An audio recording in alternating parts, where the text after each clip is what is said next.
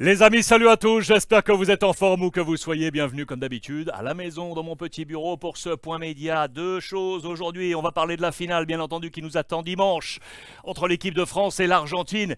Si je vous dis que Lionel Messi se dirige vers un nouveau record inattendu, pas un record comme d'habitude, un petit record secret que je vous ai gardé au fond de la poche, il est là dans cette nouvelle édition et on va parler également de Scaloni parce que oui, Scaloni a déjà battu l'équipe de France. J'espère que vous êtes prêts, c'est parti.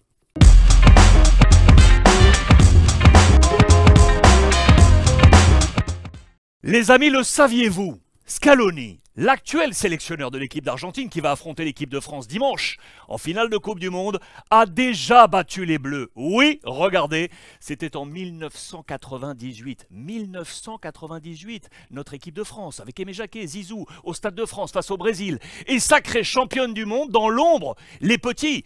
Avec Scaloni, les moins de 21 ans argentins battent l'équipe de France en finale du tournoi de Toulon. Vous connaissez peut-être ce tournoi, pour les plus jeunes, je vais vous rappeler.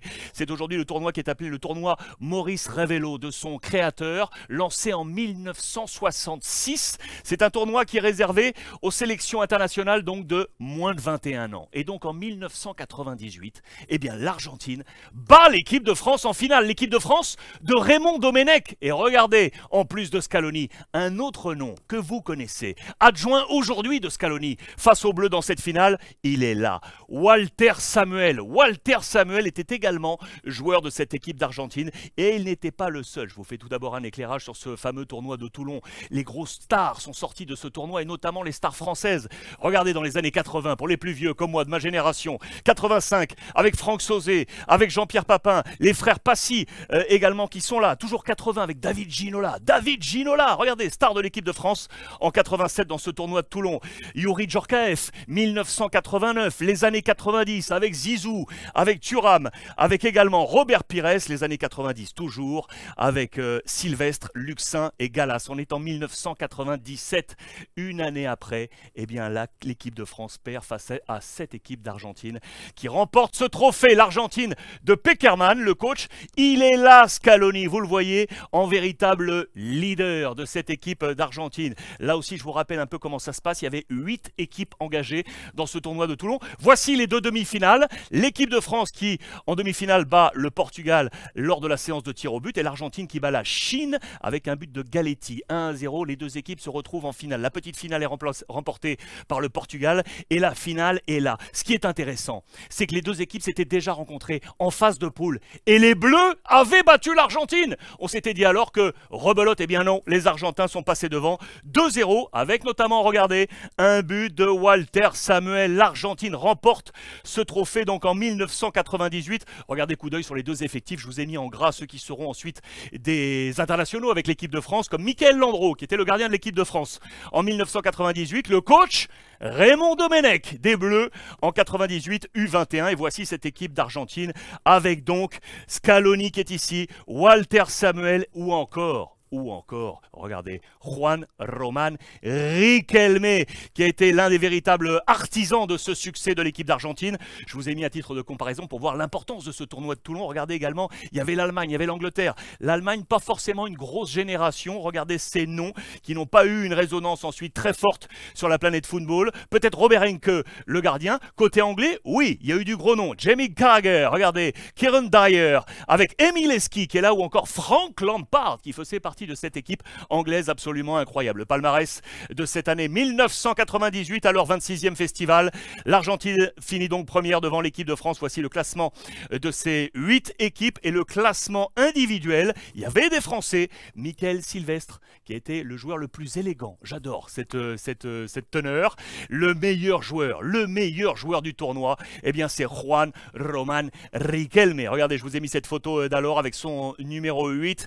Il remporte cette grande finale donc aux côtés de Scaloni, vous le voyez, face à cette équipe de France. Et en mode Remember avec Walter Samuel qu'on va retrouver dimanche. Regardez, Samuel en 98, je vous ai remis la photo. Samuel aujourd'hui, il a l'air plus gentil aujourd'hui. En 2022, adjoint de Scaloni sur qui le temps sur lui n'est pas passé. Regardez, 98, il est là. 2022, l'élégance de l'ami Scaloni. C'est une histoire incroyable, ces petites histoires qui font comme d'habitude la grande histoire du football.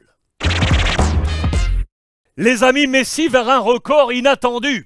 Alors vous allez me dire, Alex, des records, Lionel Messi, il y en a 150 000, qu'est-ce que tu vas encore nous raconter? Celui-ci, je l'ai trouvé dans les colonnes du quotidien italien La Stampa, et je ne le connaissais pas. Regardez, Messi fait actuellement partie d'un cercle très fermé de 6 buteurs à avoir marqué dans la même Coupe du Monde, en huitième, en quart, en demi. Imaginez si Messi venait à marquer en finale face à l'équipe de France, il serait le seul et l'unique. Voici les 5 autres noms.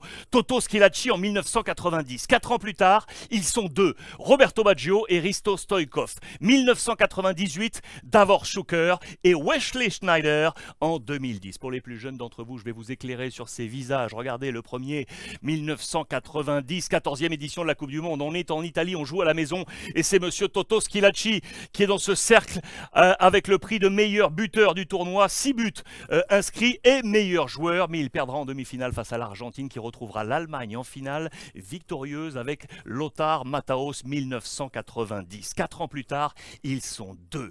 L'Italien Roberto Baggio, auteur au final de 5 buts, et le soulier d'or, monsieur Hristo Stoichkov. 6 buts à égalité avec Oleg Salenko, le Russe. On est aux États-Unis pour la 15e édition. Je vous rappelle, victoire finale des Brésiliens. Je vous ai juste mis ça parce que j'adore. D'ailleurs, au passage, le meilleur joueur de la compétition, ce sera Romario, qui est ici, vous le voyez. Regardez ses visages. Il y a du Cafu, qui était encore à Sao Paulo. Il y a du Taffarel dans les buts, il y a du Ricardo Rocha, il y a du Mauro Silva, du Rai, du Bebeto, du Müller, du Dunga, Branco, Ricardo Gomes. C'était un grand Brésil victorieux face à cette sélection italienne de Roberto Baggio. Je vous emmène maintenant en 1998, la France bien évidemment, qui est sacrée, le soulier d'or, celui à avoir marqué en huitième, en quart et en demi. Il est là, monsieur Davor Šuker, le Croate, le meilleur joueur de la compétition, c'est lui, monsieur Ronaldo, mais l'équipe de France, bien évidemment, qui prend ce sac de 1998 avec monsieur Didier Deschamps, le sélectionneur aujourd'hui de nos Bleus, pour affronter l'Argentine en finale. Et puis, il est là, monsieur Wesley Sneijder. En 2010, on est en Afrique du Sud, c'est la 19e édition de l'histoire de la Coupe du Monde.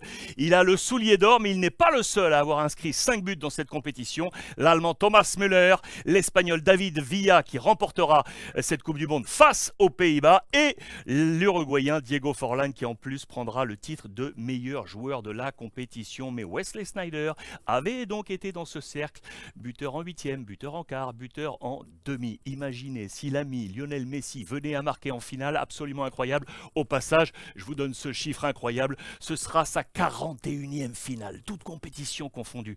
41e finale, il en a gagné 28 sur 40 et il a marqué déjà 33 buts. Va-t-il marquer ce nouveau but face aux Bleus et d'être le seul détenteur de ce record? La réponse, dimanche.